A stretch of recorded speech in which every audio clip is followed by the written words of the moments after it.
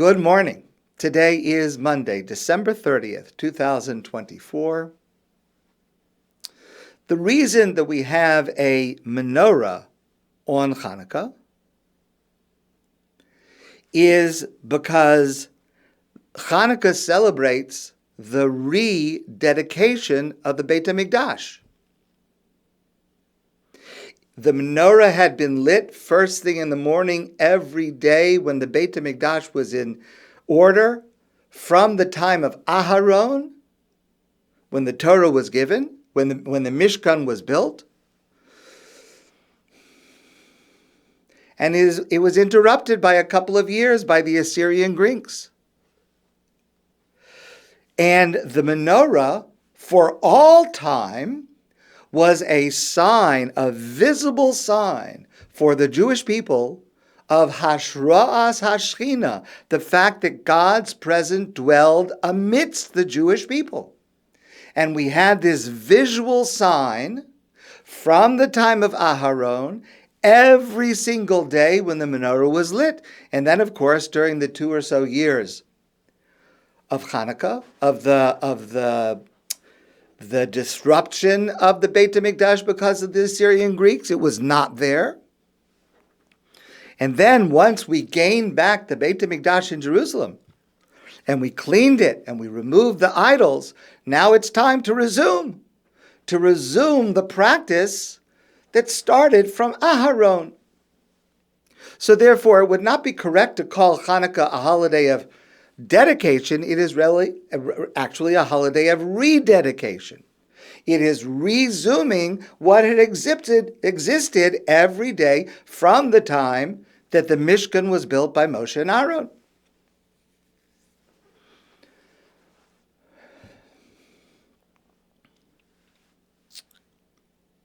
And that mitzvah, the original mitzvah, which the Chanukah menorah represents, it was simply the first on the list of what to do in the morning. So when the Maccabees got the Beit HaMikdash back, and remember they were Kohanim, they knew what to do. So the first thing to do in the morning is to light the menorah. And that mitzvah, as I said, goes all the way back to the Torah. In fact, that mitzvah is found in the Parsha Ba'aloscha, in the book of Bamidbar. And in fact, this coming Thursday, on the 8th day of Chanukah, we will read this passage, because we've been reading about all 7 days, and now we're going to read about the culmination. The culmination will be the fulfilling of this mitzvah, originally commanded by God to Aaron.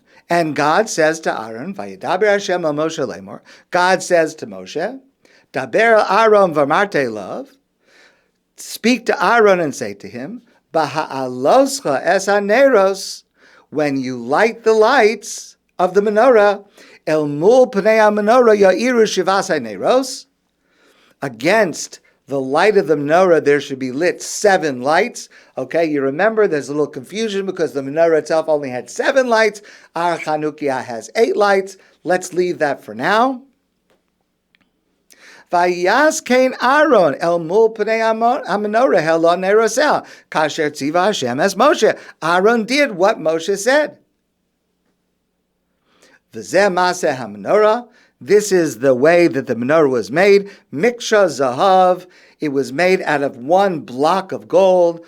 Ad yirecha ad pircha miksha hi kamar asher hera Hashem es Moshe. The way exactly that God showed Moshe at Mount Sinai what this should look like. Kain asa es ha-menorah. That's how they made the menorah. So again, the Chanukah story is not initiating anything new.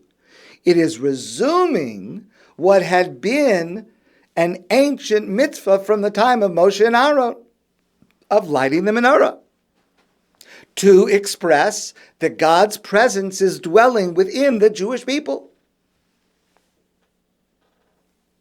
And even though it was interrupted by the Syrian Greeks, it was restored by the Chashmonaim and Yehuda Maccabee and his family. And Hashem accepted that restoration, and resumed the Hashras Hashchina, God's dwelling amidst the Jewish people. And that was evident visibly through the lit menorah.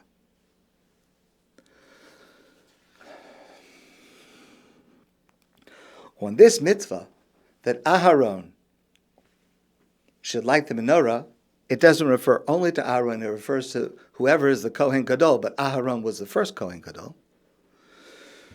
Rashi says something very interesting.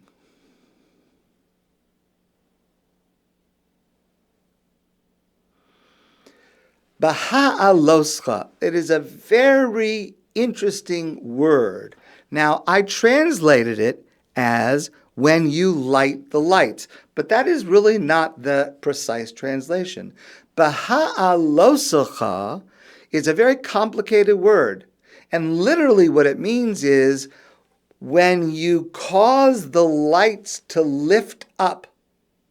Laha'alos, like the word aliyah, when you cause the lights to visibly be lifted up. What does that mean? I mean, why not say just like the lights? Baha'aloscha. Rashi says something very, very strange. Rashi says that the word Baha'aloscha al shem shehalahav ola, this means that the flame that is burning from the wick should rise, should go up. Shetzarech lahadlik ad shetehei shal heves ola meoleha. And this comes to teach you that you have to light the wick such a way until the light is lit from the wick itself. Now, that to me sounds very strange. Because, as you know from lighting a Chanukah menorah, you hold a candle, let's say a shamash, and you hold it to a wick of a candle. Let's say that last night, the fifth night, you hold it to the fifth candle. It could be a candle, it could be oil, but there's a wick. Now you know that if you just touch it and move the candle away, it may not take hold. You've got to hold the shamash a second or two, depending on the wick, until the wick catches fire and burns by itself. But that's obvious. I mean, there is no other way to light a light. If you were to say that it's okay to just touch the fire to the light and take it right away, you would not have lit lights. The only way you can light a light is to hold the shamash flame to the new candle long enough so that the candle is now, the wick is now burning on its own. So what in the world is Rashi teaching us to say that we use the word Baha'aloscha to show you that you have to keep the light there until the wick catches on fire? There's no other way to do it. Why use such a strange word?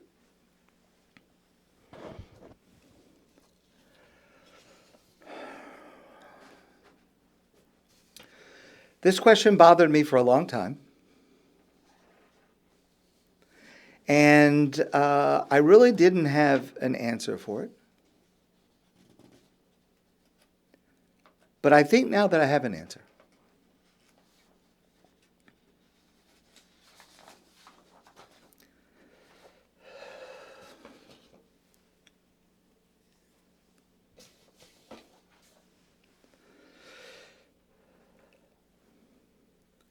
The Ramban asked the following question. The Kohen Gadol, let's go back to Aharon, the Kohen Gadol. He did a lot more than just light the menorah in the morning. He offered the sacrifices. On Yom Kippur, he was the one working exclusively, doing all the sacrifices and all the rituals. He is the one who went into the Kodesh HaKadoshim, the Holy of Holies.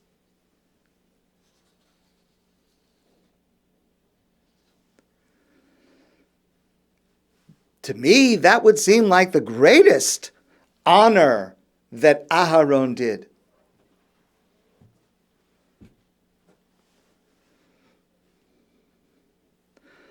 But the Ramban says that that's not correct. The greatest honor that was given to Aharon was not lighting the menorah in his own time in the Mishkan. The greatest honor that was given to Aaron was that his descendants, remember the Chashmonaim were Kohanim, they were Aaron's descendants, established the menorah lighting every year for Chanukah for all of us. Well, that's an interesting statement of the Ramban, but it's a little bit hard to understand, because why is the fact that we light the menorah today such a great honor for Aharon, more than Aharon himself lighting the menorah in the Beis HaMikdash? Only the Kohen Gadol could do that. And in fact, lighting the menorah in the Beis HaMikdash, not even the Kohanim could do it, only the Kohen Gadol could do it. And it had to be done in the Beit HaMikdash, a very, very holy and special moment. How can it be that us, every one of us in our homes, lighting a Chanukah menorah, becomes the greatest achievement of Aharon in his life? So here's what I want to suggest. Lighting the menorah in the Mishkan and then the Beit HaMikdash was the role of the Kohen Gadol every day. With Chanukah, centuries later, lighting the menorah becomes the role of every Jew for 8 days, and the same achievement that the lit menorah attests to Hashras Hashchina, that God's presence dwells within us. The same achievement that Aharon achieved by his lighting the menorah, we achieve it. Every single one of us for 8 days in our homes.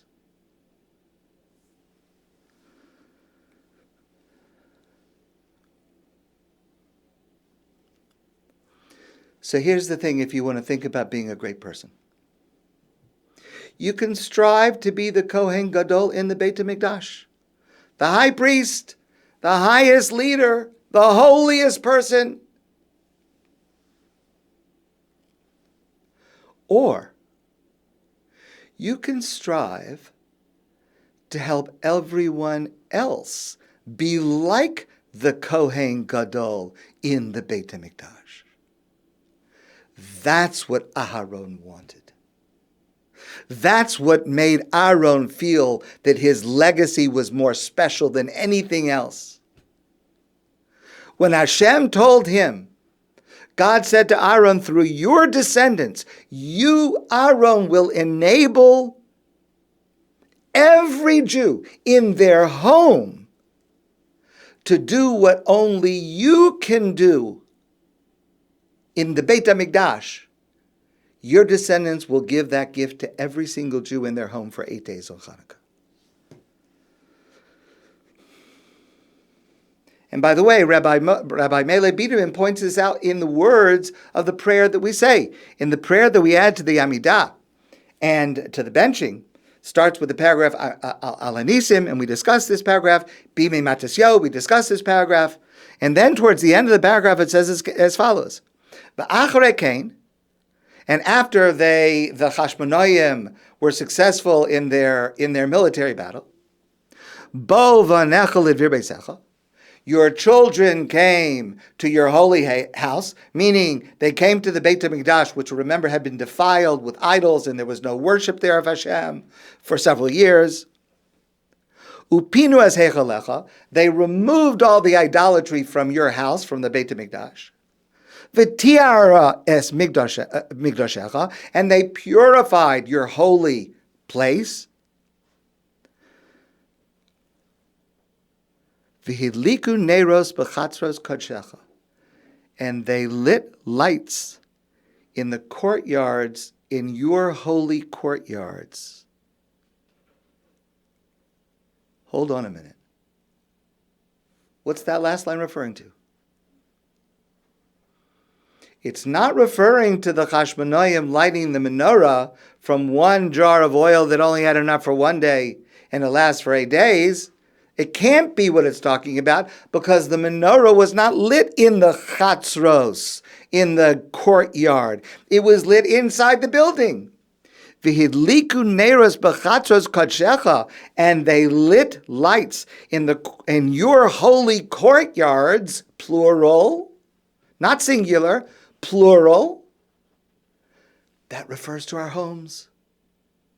If there's several homes with a courtyard, you put the menorah out by the courtyard. If it's an individual home, you put the menorah in your individual home. That's what the prayer is saying. The prayer is saying that the purpose of this, that the goal of this, was not just to light the menorah again in the Beis HaMikdash. Yes, that was great, yes. But it's also that our home becomes a holy place. Chatzros kodshecha. And we, every one of us, all over the world, every year, have the opportunity to become like the Kohein Gadol and to light the menorah, and for the visual awareness of God's presence in our midst. It's in our home. It's in my house. I saw it last night. You saw it in your house last night. We're going to see it again tonight.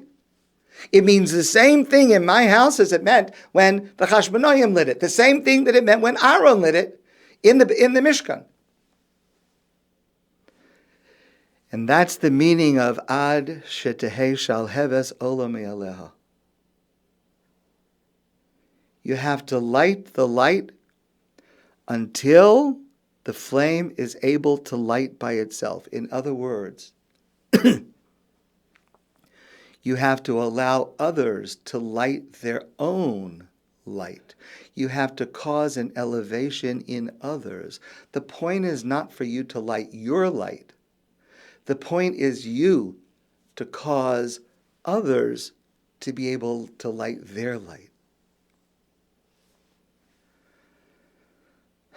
When we light the menorah, tonight will be day number 6, and then we have 7 and 8. We need to spend a few minutes